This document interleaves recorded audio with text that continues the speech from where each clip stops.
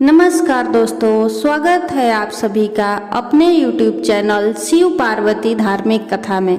दोस्तों, आज के इस वीडियो में हम सोमवती अमावस्या की व्रत कथा सुनेंगे।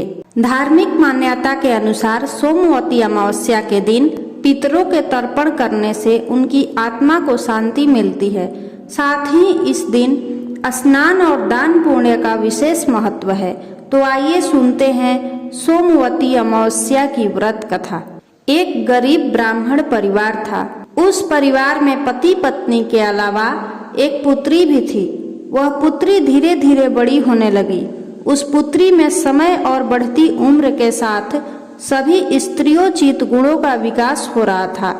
वह लड़की सुंदर, संस्कारवान एवं गुणवान थी, किंतु गरीब होने के कारण उसका विवाह नहीं हो पा रहा था।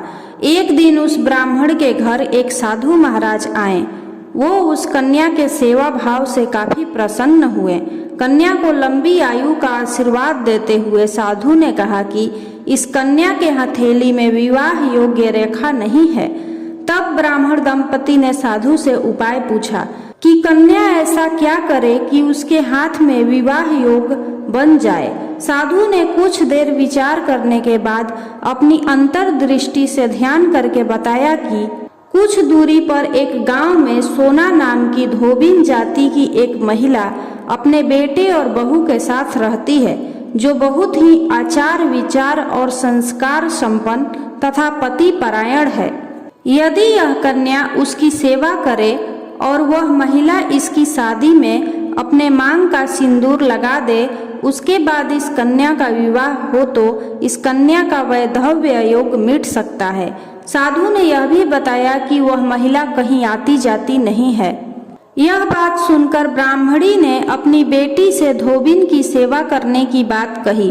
अगले दिन से ही कन्या प्रातः काल ही उठकर सोना धोबिन के घर जाकर साफ सफाई और अन्य सारे काम करके अपने घर वापस आ जाती।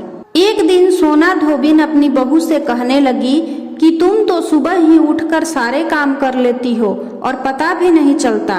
बहू ने कहा, माँ जी, मैंने तो सोचा कि आप ही सुबह उठकर सारे काम खुद ही खत्म कर लेती हैं।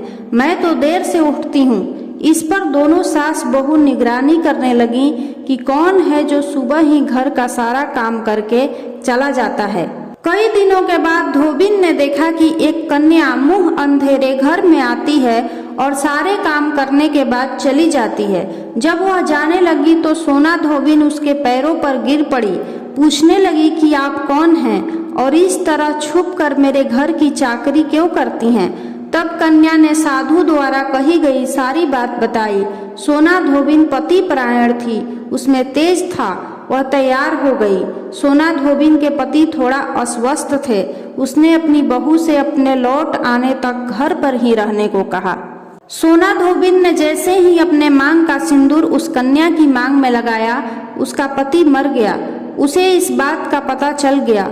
वह घर से निराजल ही चली थी, यह सोचकर कि रास्ते में कहीं पीपल का पेड़ मिलेगा तो उसे भंवरी देकर और उसकी परिक्रमा करके ही जल ग्रहण करेगी। उस दिन सोमवती अमावस्या थी। ब्राह्मण के घर मिले पुए पकवान की जगह उसने ईंट के टुकड़ों से 108 बार भंवरी देकर 108 बार पीपल के पेड़ की परिक्रमा की और उसके बाद जल ग्रहण किया। ऐसा करते ही उसके पति के मुर्दा शरीर में वापस जान आ गई। धोबिन का पति वापस जीवित हो उठा। इसलिए सोमवती अमावस्या के दिन से शुरू करके जो व्यक्ति हर अमावस्या के दिन भंवरी देता है, उसके सुख और सौभाग्य में वृद्धि होती है। पीपल के पेड़ में सभी देवों का वास होता है।